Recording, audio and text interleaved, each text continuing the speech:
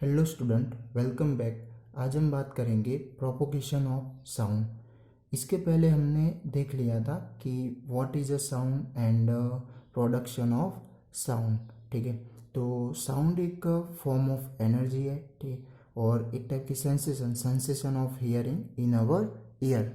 Okay, and production के बारे में बात करें तो कोई भी ऑब्जेक्ट, ठीक है, तो उसके अंदर वाइब्रेशन होना चाहिए, तो वो वाइब्रेशन के थ्रू ही क्या होता है, साउंड प्रोड्यूस होता है। तो इसकी वजह से हम लिख सकते हैं कि जो साउंड जो है, sound is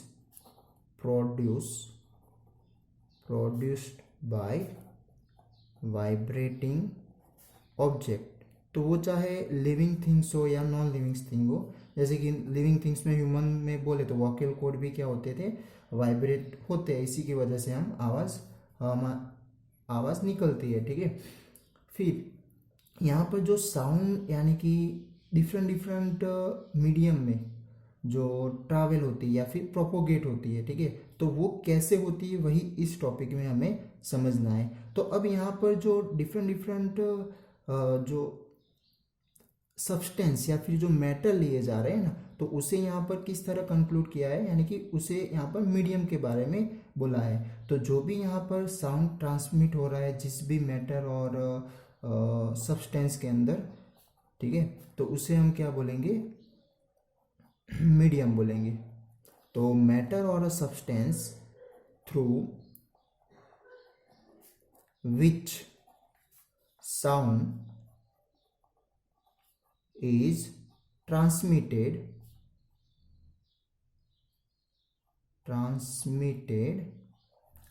is called medium.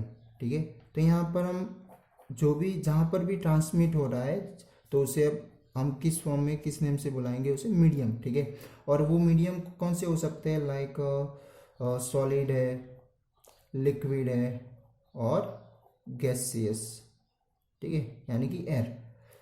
तो अब देखते हैं कि प्रोपोगेशन ऑफ साउंड, तो ये कोई भी मीडियम हो तो उसके अंदर जो साउंड एक जगह से दूसरी जगह या फिर एक प्लेस से दूसरी जगह ट्रांसफर हो रहा है, तो वो कैसे होगा।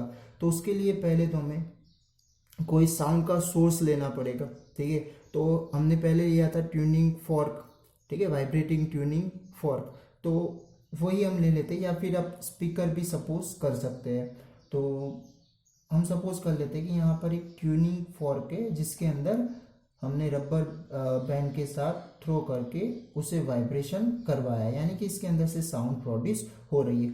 और हमने देखा था कि प्रीवियस वीडियो में कि ये जो जब साउंड प्रोड्यूस होता है तो इसके अंदर भी क्या है, लिटिल वाइब्रेशन इन दोनों आर्म्स फ्रॉन्ग्स के अंदर होती है। ठीक है, तो इसकी वजह से इसके अंदर वाइब्रेशन होगी। तो अब इनके सराउंडिंग जो एयर्स होगी, ठीक है, तो एयर्स भी छोटे छोटे पार्टिकल्स की बनी हुई है। तो फर्स्ट ऑफ ऑल यहाँ पर उसके जो भी नजदीक वाले जो पार्टिकल्स होंगे वो क्या होंगे, इसके अंदर की जो वाइब्रेशन है वो वाइब्रेशन उनको मिलने वाली, यानी कि एक टाइप की फोर्स उनको मिलने वाली, जिसकी वजह से ये जो पार्टिकल्स है वो क्या करेंगे, वाइब्रेट होंगे। क्या होंगे, वो वाइब्रेट, यानी कि वो अपनी ही पोजीशन पर रहकर क्या करते हैं, वाइब्रेशन करते हैं। किस तरह से, टू एंड फ्रो।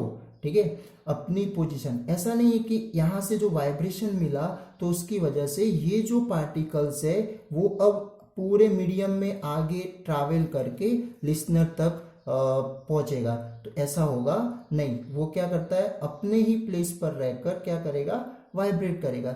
अब उनके नजदीक में और भी पार्टिकल्स होंगे, तो वो जो वाइब्रेशन है वो और उसके पास वाले जो सेट ऑफ पार्टिकल्स है एयर के, उनको मिलने वाला है। ठीक है, तो ऐसे वन बाय वन जितने भी यहाँ पर यानी कि डिफरेंट इस तरह के पार्टिकल्स यहाँ पर होंगे, ठीक है, तो उन हर एक पार्टिकल्स को ये वाइब्रेशन क्या होगी, ट्रांसफर होने वाली है। क्या होने वाली है, ये वाइब्रेशन जो भी सोर्सेस ऑफ साउंड है वहां से निकला हुआ जो वाइब्रेशन है, ठीक है, तो वही वाइब्रेशन इन पर डिफरेंट डिफरेंट पार्टिकल्स पर ट्रांसमिट होने वाला है। ठीक है, और उन्हीं के जरिए फिर ये साउंड की जो वेव्स है वो प्रोड्यूस होती है यहाँ पर, और वही क्या करती है, लिसनर तक ट्रैवल करती है, और इसी की वजह से हमें वो साउंड सोर्सेस से लेकर लिसनर तक पहुंचता है। ठीक है, तो यहाँ पर अब ये जो पार्टिकल्स के अंदर इस तरह की जो वाइब्रेशन हुई टू एंड फ्रो अपने ही पोजीशन पर रहकर, वो ऐसे कंटिन्यूसली रैपिडली होती रहती है। ठीक है, तो इसकी वजह से अब यहाँ पर दो तरह के मीडियम या फिर दो तरह के रेजिन प्रोड्यूस होते हैं। ठीक है, तो वो कौन से होते हैं, तो एक होता है रेयर फ्रैक्शन जिसे हम कैपिटल आर से भी मेंशन कर सकते हैं, और एक है कंप्रेशन। ठीक है, जिसे हम कैपिटल सी से मेंशन करेंगे। अब ये रेयर फ्रैक्शन और कंप्रेशन कैसे प्रोड्यूस होते हैं, तो वो समझते हैं कि मान लो कि यहाँ पर सोर्सेस यानी कि यहाँ पर हम स्पीकर ले लेते हैं, तो उसके नज़दीक में जो पार्टिकल्स हो गए, तो अब इनकी वजह से जो वाइब्रेशन हो रही है, वो वाइब्रेशन की वजह से यहाँ पर क्या होगा, कुछ इस तरह के रेजिन प्रोड्यूस हो जाते हैं, जिसमें जो कंप्रेशन वाले होते हैं उसमें जो एयर के पार्टिकल्स हो गए उनके अंदर एक टाइम बहुत ही नज़दीक हो जाते हैं। क्या हो जाते हैं, बहुत ही नज़दीक। ठीक है, तो इस तरह के जो रेजिन वहाँ पर वाइब्रेशन की वजह से जो क्रिएट हुई है इन पार्टिकल की वजह से, उसे क्या बोला जाता है, कंप्रेशन।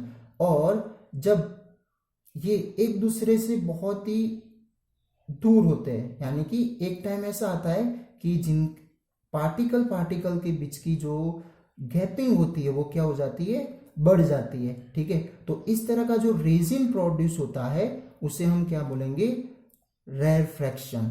ठीक है, यानी कि इसमें पार्टिकल्स के बीच की जो जगह है वो क्या हो जाती है, बहुत ज्यादा हो जाती है। ठीक है, तो इसी तरह अब कंटिन्यूअसली ये दो तरह के रेजिन जब ये वाइब्रेशन होती है, साउंड यानी कि जो साउंड प्रोड्यूस होती है, तो पार्टिकल्स में जो वाइब्रेशन होगी तो उसकी वजह से ये दो तरह के जो रेजिन है वो ही कंटिन्यूअसली फॉर्म होते हैं, और उन्हीं के थ्रू ये वाइब्रेशन की वजह से ये साउंड आगे की ओर ट्रैवल होती है। तो इसी तरह यहां पर फिर से क्या हो जाएगा, रेरफ्रैक्शन। ठीक है, तो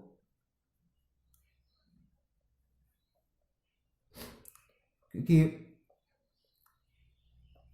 यहां पर जो वाइब्रेशन यानी कि पार्टिकल्स जो साउंड जो ट्रांसफर हो रहा है ना, वो इसकी डायरेक्शन ये हो जाएगी, और जो वाइब्रेशन पार्टिकल में जो वाइब्रेशन होगी वो भी इस तरह से टू एंड फ्रो वाली वाइब्रेशन है। ठीक है, तो ये नजदीक वाला होगा तो उसे भी वाइब्रेशन मिलने वाली है। तो इस तरह कंटिन्यूअसली हर एक पार्टिकल वाइब्रेट होगा, तो उन टाइम जो एक यानी कि एक टाइम जब ये जो भी सोर्सेस ऑफ साउंड है, तो उसकी वजह से जो आगे की ओर फॉरवर्ड, ठीक है, फॉरवर्ड की ओर जो फोर्स लगता है, इसकी वजह से यहां पर क्या होता है, सारे पार्टिकल ऐसे सडनली क्या हो जाएंगे, एक साथ कंबाइन हो जाते हैं। ठीक है, उनके बीच की गैपिंग कम हो जाती है। इसकी वजह से यहां पर कौन सा रीजन क्रिएट होगा, कंप्रेशन। फिर वो अपनी मेन पोजीशन से फिर और थोड़े दूर हो जाते हैं। ठीक है, तो उस टाइम जो पार्टिकल के बीच की जो गैपिंग होती है वो थोड़ी कंप्रेशन के कंपेयर बढ़ जाती है, जिसकी वजह से ऐसे मीडियम को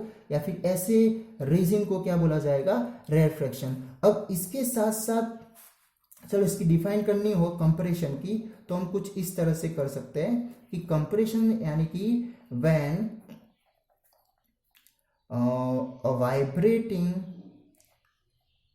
a vibrating object moves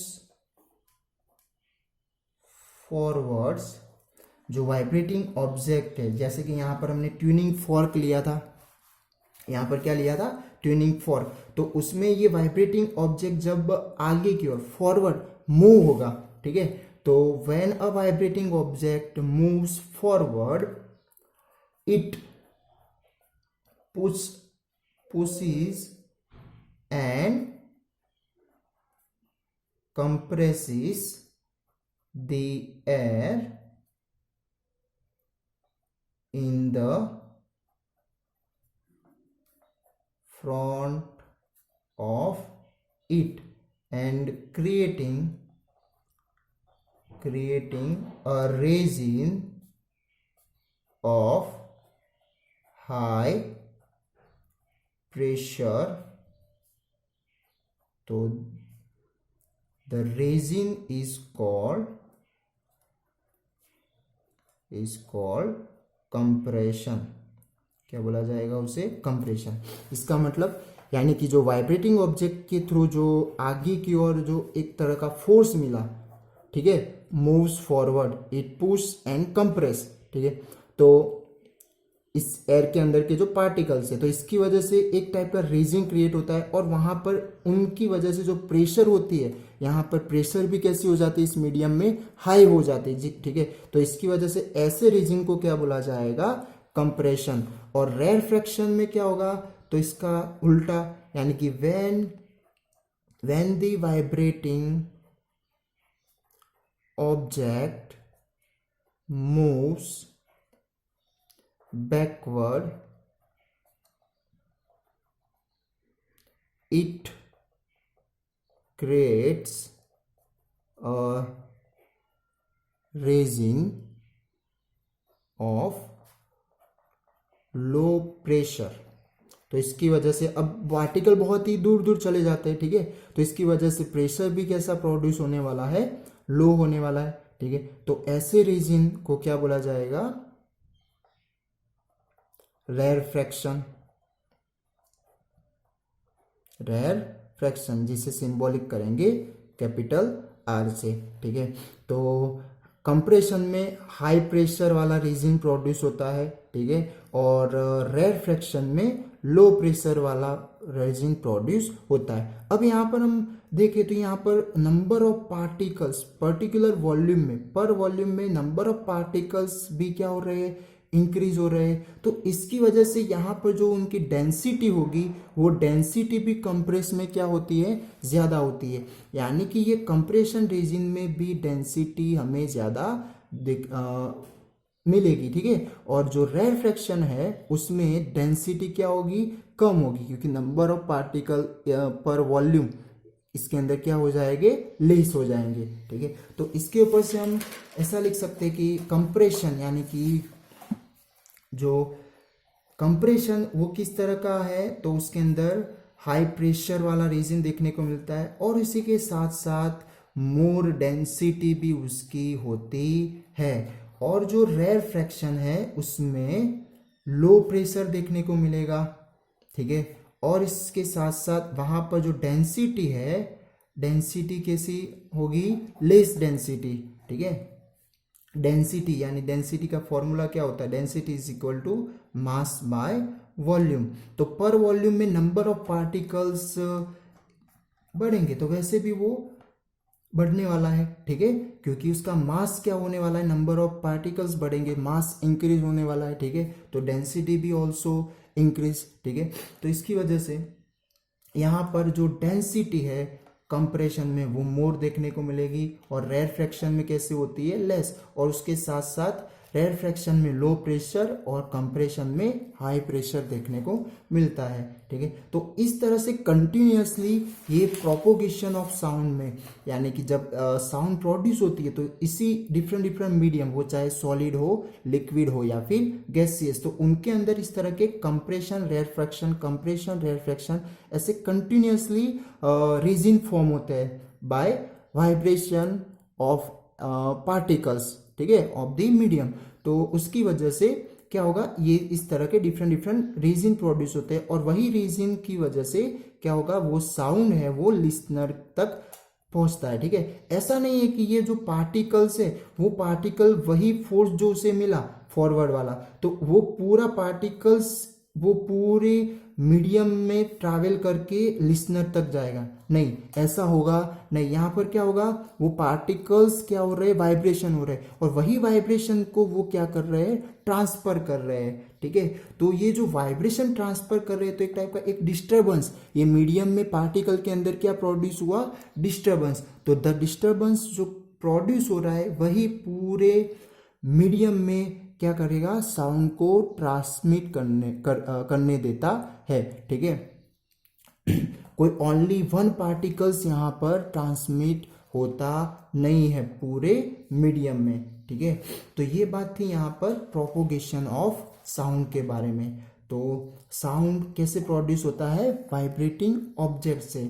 और यहाँ पर जो डिफरेंट डिफरेंट हम सब्सटेंस या मैटर्स लेते हैं उसे क्या बोलेंगे, मीडियम बोलेंगे। तो वो सॉलिड हो सकता है, लिक्विड हो सकता है एंड गैसियस हो सकते हैं, ठीक है। और जो अब कोई पर्टिकुलर सोर्सेस ऑफ साउंड है तो उसके अंदर से साउंड जब प्रोड्यूस होगी तो ऑब्वियसली वो ऑब्जेक्ट क्या होने वाला है, वाइब्रेशन करने वाला है। तो वो वाइब्रेशन यानी कि टू एंड फ्रो वाली रैपिडली वाइब्रेशन होगी, ठीक है। तो इसकी वजह से जो उसके तुरंत नजदीक वाले जो सेट ऑफ पार्टिकल्स होंगे, जो भी मीडियम होगा, ठीक है, तो वो क्या होंगे, तुरंत ही वाइब्रेट होने लगेंगे। और उनका वाइब्रेशन कैसा होगा, आगे की ओर वाइब्रेट होंगे, ठीक है। और उसी तरह वहां पर जितने भी पार्टिकल्स होंगे वो सडनली क्या हो जाएंगे, एक दूसरे के नजदीक आ जाएंगे, जिसकी वजह से क्या होगा, वहां पर कंप्रेशन वाला रेजिंग प्रोड्यूस होता है, ठीक है। और वापिस फिर वो क्या करते हैं, अपनी मेन पोजीशन से और पीछे चले जाएंगे, ठीक है।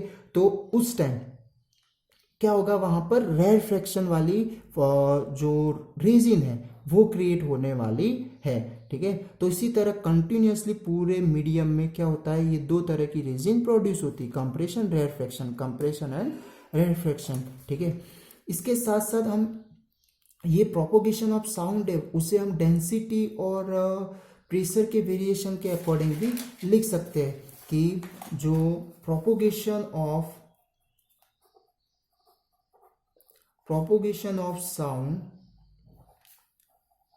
can be visualized as propagation of density variation or pressure variations in the medium। क्योंकि ये जो वेरिएशन है डेंसिटी का और प्रेशर का, तो वो किसके अंदर, कंप्रेशन होगा तो वहां पर मोर डेंसिटी मोर प्रेशर देखने को मिलता है। और रेरफेक्शन होगा तो वहां पर लेस डेंसिटी लेस प्रेशर देखने को मिलता है। तो वो भी कंटिन्यूअसली वहां पर less pressure high pressure, less pressure, high pressure, उस तरह से वो डिफरेंट कंप्रेशन और रेरफेक्शन में कंटिन्यूअसली होता रहेगा। तो हम इसी के अकॉर्डिंग डेंसिटी और प्रेशर के अकॉर्डिंग भी इसका स्टेटमेंट लिख सकते हैं। तो क्या होगा कि propagation of sound can be visualize as a propagation of density variation और a pressure variation in the medium, ठीक है। तो ये बात थी यहाँ पर प्रोपोगेशन ऑफ साउंड के बारे में। Thank you.